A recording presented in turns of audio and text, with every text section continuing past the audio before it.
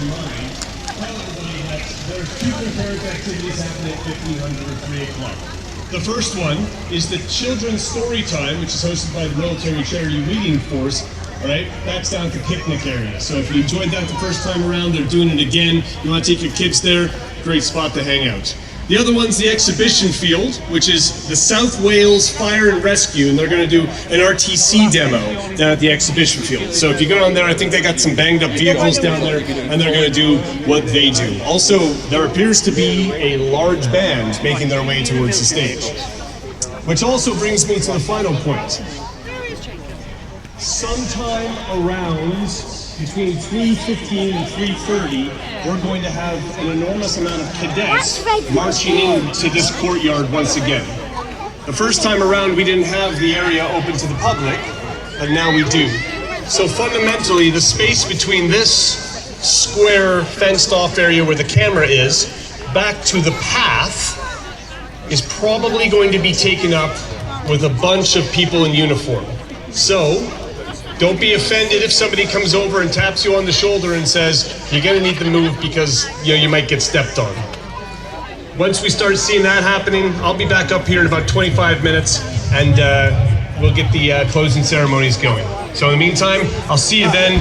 Enjoy the sun and everything that's going on. I'm having a great time. Thank you.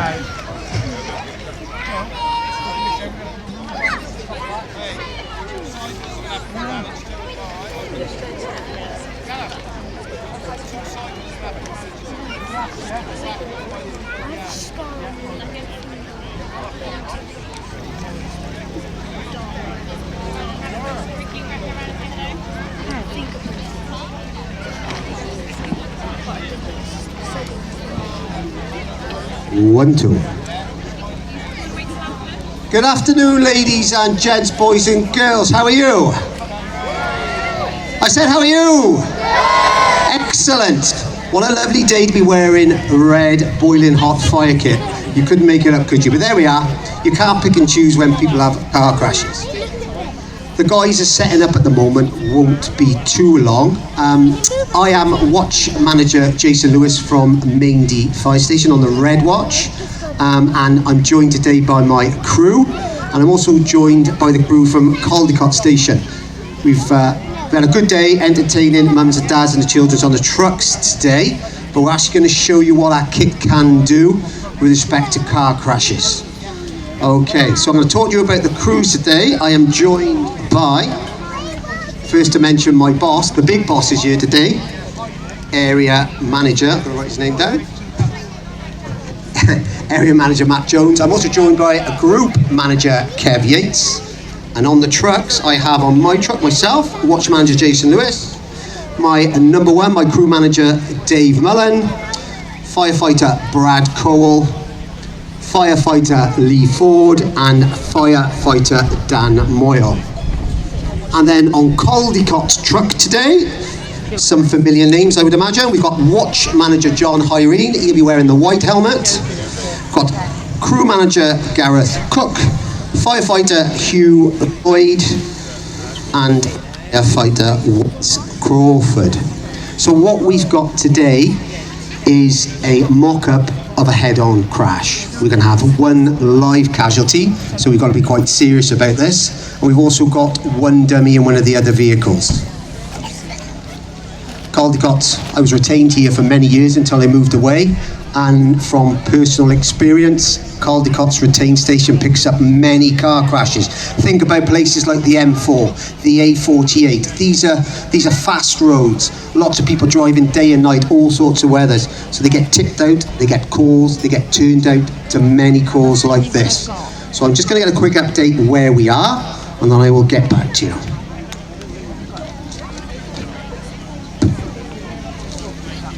Okay, how far are we off, lads? Yeah, good. Well, that's the only one I've got. Okay, you ready? Yeah. Right, guys.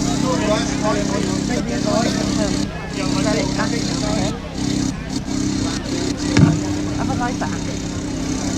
And today we are joined as our casualty stroke victim, Sarah Griffiths from the recruitment team for the fire service. She's going to sit in the larger vehicle and we're going to extricate her using various cutting techniques. Now, it may look like disorganized chaos when this is happening. There's not.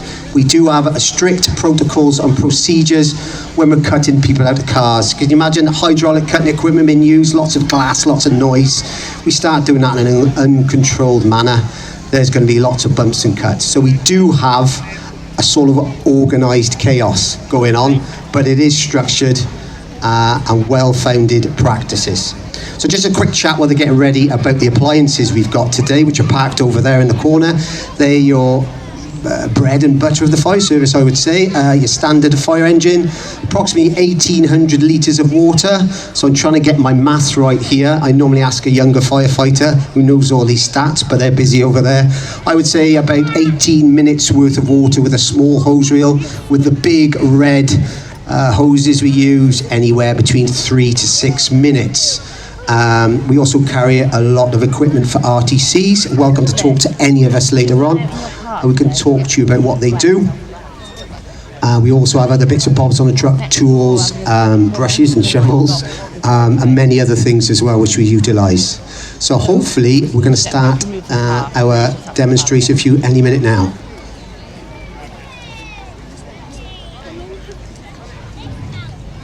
Okay, guys?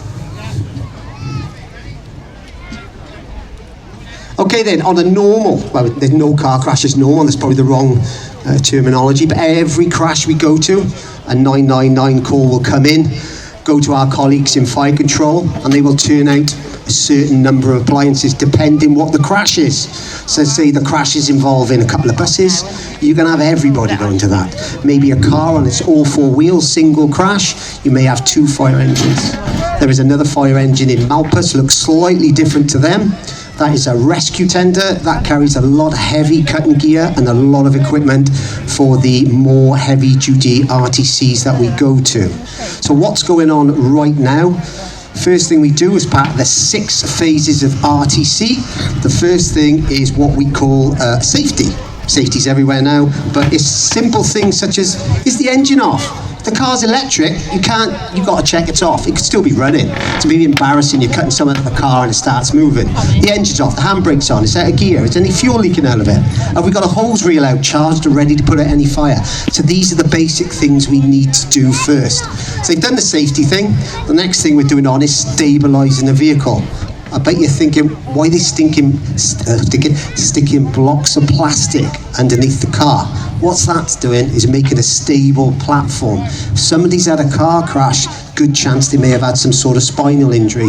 The last thing you want is a load of heavy-duty firefighters jumping up and down on top of a car and someone shaking around like this. So we try to stabilise the vehicle. That's where the lumps of plastic are, trying to make a nice, flat, stable work surface. Okay, so we've moved on from stabilisation and we manage the glass. It looks like we've stuck cling film all over the windows. Now we sort of cheated a little bit. We've done that before we started today. A lot of glass flying around on an RTC. So we got this sticky cling film. You can't buy that stuff from Aldi's. It's very expensive, but it sticks to the window even when it's wet. And what happens if the glass breaks? Keeps it all in one large piece, and it's easier to manage, and you're not showering panes of glass and bits of glass and dust everywhere. And that's, you'll see the lads and the girls are wearing masks. We wear a lot of PPE. They got the helmets on, they got the visors down. The last thing we want is the lads getting and the girls getting injured and stuff. Plus I'll have a lot of paperwork to fill in. Okay, the first thing we do on an RTC, quite often people are entrapped. So that could be something like their feet are caught up in the pedals. The steering wheel's embedded in this part of the body. They're trapped by the roof. So it's all well and good taking a roof off, and then we find out they're entrapped. So the first thing we do is what's called an emergency plan. And that could be something as simple, let's take the door off and have a look. And that's exactly what the lads are doing. They've taken off the doors and they're having a look. That's our emergency plan. So if the person is entrapped, and our colleagues from the ambulance service, there's a paramedic over there, they will tell us if what we call a time critical, they need to come out right away, or we have got a bit of time. So they're getting their emergency plan into place. So once the emergency plan is into place, and paramedics happy, well he's not happy, but obviously he's as happy as he can be, that the casualty is non-time critical, so we have a bit of time to do what we call an old standard, gold standard, or an extrication plan. We try to take the roof off. Taking the roof off gives so much more space. We get hands on the casualty and we can help them extricate the vehicle. So that's what we're doing on both of these cars today. We're managing the glass and we're cutting the roof off. Okay, so you can see we've got different types of equipment in play today. You might have had a look around the truck earlier on. It's all hydraulic equipment. Most of it's hydraulic equipment actually. So we've got hydraulic cutters, which does what it says, it cuts. We've got hydraulic spreaders, it does what it says, it spreads open the doors. And we've also got a tool called a combi tool, which is a combination of both, which is my favourite because it's nice and light, because the airless weighs a ton. Okay, some of the firefighters are now cutting the glass. Okay, so a little chat to you about glass on a vehicle. You may not know this. The front windscreen is laminated. Sheet of glass, sheet of plastic, sheet of glass, all stuck together. So that's designed, if you have an accident, it's not going to shatter and come all over your face. That it's going to be in a situation where it all stays together. The rest of the glass in most cars nowadays, some of them have started to go to laminate in other places, but most of the ones we cut up, the glass on the side is non-laminated and does shatter. That's why we can't cut that, and that's why we cover it with this posh cling film. So the guys have used a reciprocating saw to cut through the glass, the laminated glass, as part of the plan to remove the roof. And as I mentioned earlier on, we would be working in conjunction with our colleagues from the ambulance service, or the heli-meds, or the basic doctors, which is like an emergency doctor on call. And everything we do is a casualty-led extrication. We go on what the paramedic says. So we make sure we listen to them, and they tell us how serious the injuries are and what we can and basically can do with respect to casualties. As I say, this is the ideal scenario when you're on turn. If you've got time to take the roof off, you're not in a rush, okay? So that's what's going on right now. Talking about our fire kit. So Maindy's crew, my crew today, are in the gold kit. They're probably sweating quite a bit in that, and they'll be telling me off for that on the truck on the way back. Caldicot's crew, with John Irene in charge, they've got their red kit on. I'm not sure the exact timings. We've had this new red kit for about 7 years. We can wear this in most things. We can't wear it in fires because it doesn't give you that protection, but they're great for RTCs. They're nice and light. The gold kit is great in the winter, not so good today as the sun is shining.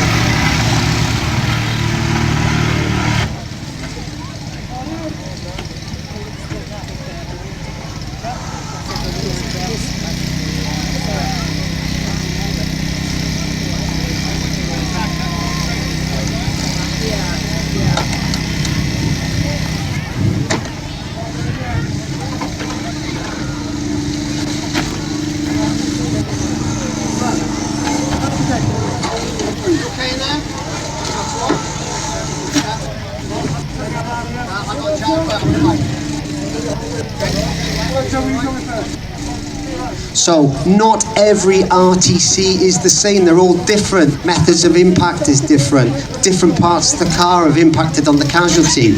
Everyone's different. So we do try to train the best we can, but there's a lot of dynamics going on within the incident. Lots of things are changing. 1 minute you could be thinking, oh, this is okay. Paramedic says the casualty's all right. We've got a bit of time. Next thing, the paramedic's in my ear telling me they got to be out in the next 5 minutes. So there's a lot of pressure on the fire crews. As I said, it looks like a little bit of chaos. It's not. This is structured. This is training in progress. Not trying. This is the example of what training does. It's fast, quick, get to work, but in a safe and controlled manner. I don't know if you can see the dust coming off where the lads are cutting the glass. You don't want to be breathing that in. That's why we're wearing all this PPE. Another danger of an RTC is, I don't know if you saw it, the firefighters put like a bag over the steering wheel. And not every impact involving cars allows the airbags to go off. There might be some videos on YouTube where you might see like firefighters have stuck their head into cars and stuff and the airbag's gone off. Okay, they've got their helmet on, but it does give them a bit of a shock. So we put a bag over the wheel, the steering wheel, if that bag hasn't deployed. So if for any reason when we're cutting, we cut a wire, we activate a switch. If that airbag was to go off, it would contain it within that bag.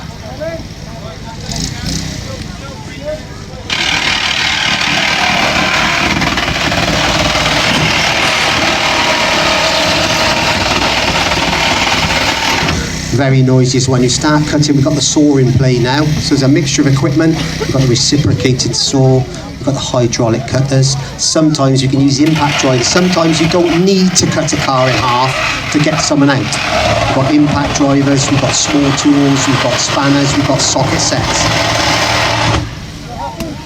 But if needs must, we're starting to use the saws and the hydraulic cutting equipment. It is very noisy.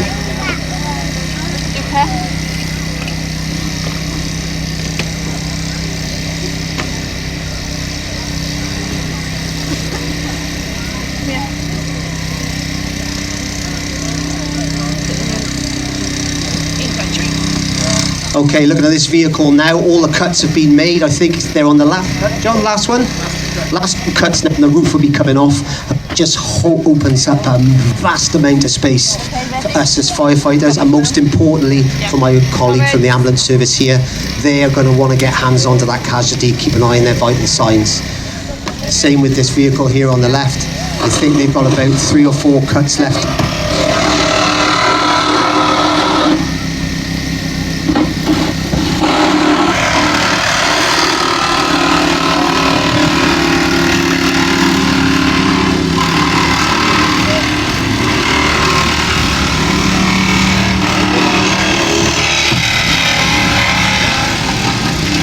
Another interesting fact for you. As you start cutting bits off a car, doors, boots, bonnets, even seats, what's going to happen? The car's going to get lighter. See the lumps of plastic we shoved underneath the car to give us that stable platform? That starts rising up on the suspension and the shocks. We've got to start kicking that back in. That's normally the new firefighter's job, is to walk around the vehicles and make sure that the stabilisation is doing its job. And just to talk about the different crewing systems we've got today. We've got the whole time one, I'm whole time. I used to do retained, that's what Caldicot crew are. So they're your homekeepers, they're your people looking after the kids, they're your butchers, they're your teachers, they're the people who work for the council, and in their spare time, they go home, stick a beeper on, and they're on call for your local fire station. It's a fantastic job. It's a real good way of giving back to the community. So if any of you are ever interested in maybe doing something for the community, earning a little bit of extra money as well, and maybe getting involved in something you never ever thought you would, got our colleagues over there next to the fire appliances from the recruitment team. Have a word with them. They'll give you lots of good and useful information.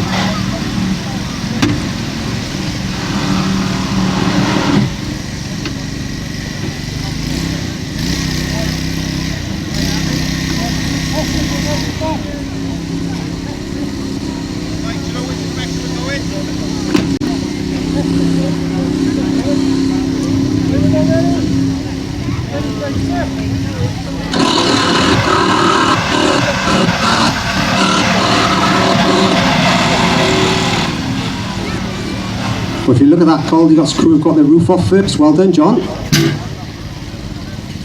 I actually haven't seen John do anything yet, but well done, John.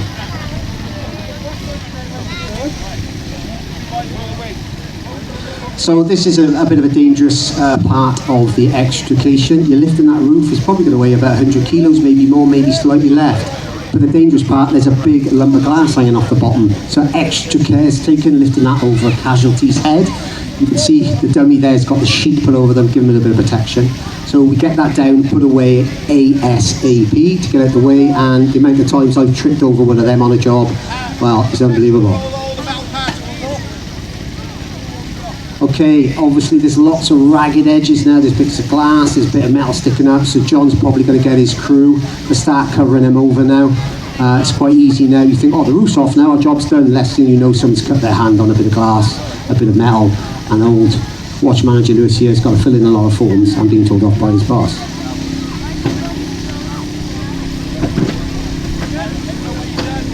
All right, lads.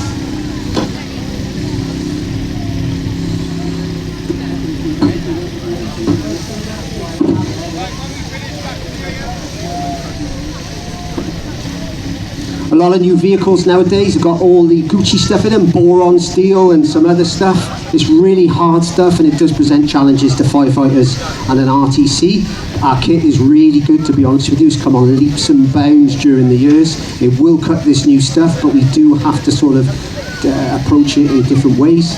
This is why we tend to go a lot now by taking doors off, using impact wrenches, taking bolts out per se, because it is a little bit more difficult using your cutting equipment, but it will work.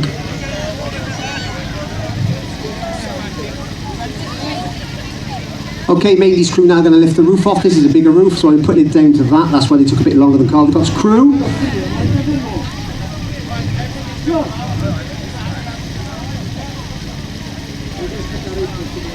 As I said, every vehicle is different. Every vehicle presents its own challenges. The lads had to do a couple of cuts on the post of the car. So working back from the front to the back of a car, first post is the A, second post is the B, etc, etc, A, B, C and D posts. Sometimes they've got the hard steel in, you may have to cut somewhere else.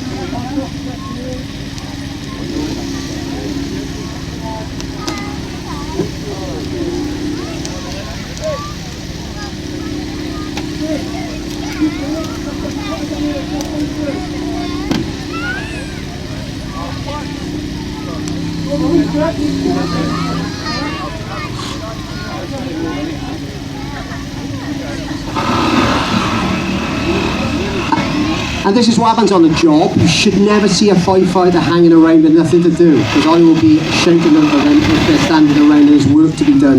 A good firefighter, a good junior officer, someone like John here, will be, right, have you got anything to do? Come with me, do X, do Y. And this is what's happened now. Caldicot have finished cutting up their car, they've stepped in, they're helping Mandy's crew get the roof off. That's how it operates within the fire service. We all help each other and get the job done.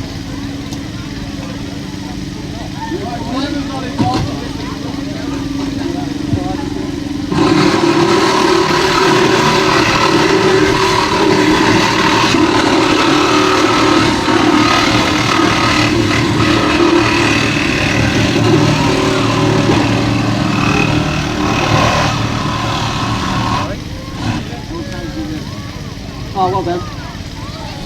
Still with that.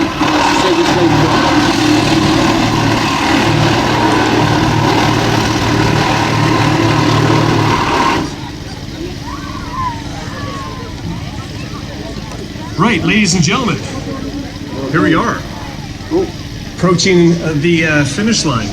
If you could all do me a massive favor and find your seats, then sit in them. Because finding one without the other would be, never mind. So yes, please, have a seat, and we're going to commence our closing ceremonies. Thank you very much.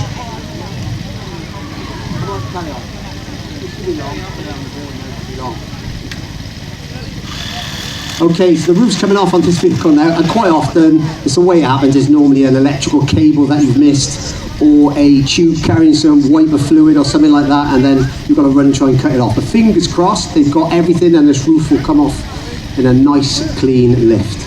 Good stuff.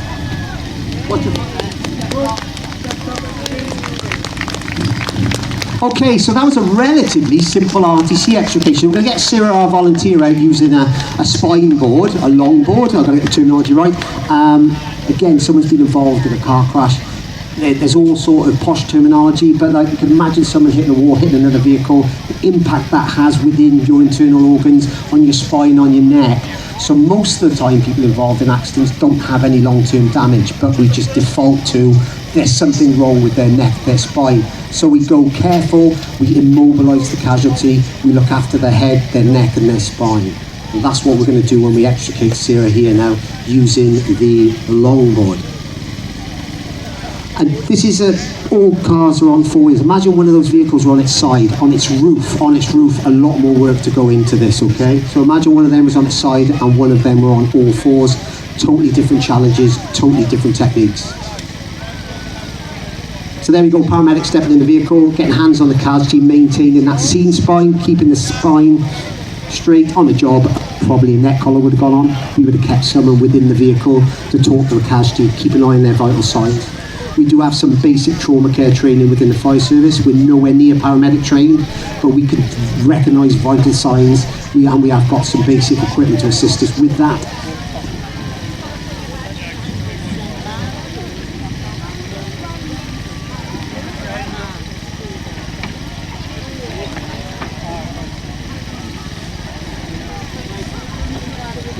So when this happens, there's one person in charge. It could be a firefighter, it could be the paramedic, and they do all the calls when moving the casualty. The last thing you want is us all putting hands on the casualty and start pulling and poking all at different times. That's not a good thing to happen.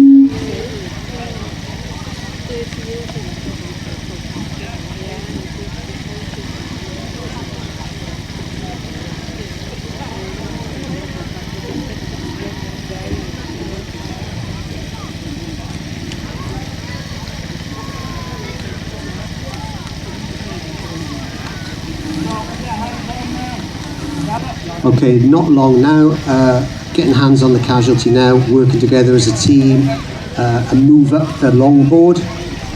As I say, there needs to be one fluid movement, maybe halfway up the board, stop, reposition, and then do it again, and that looks like exactly what they're doing now.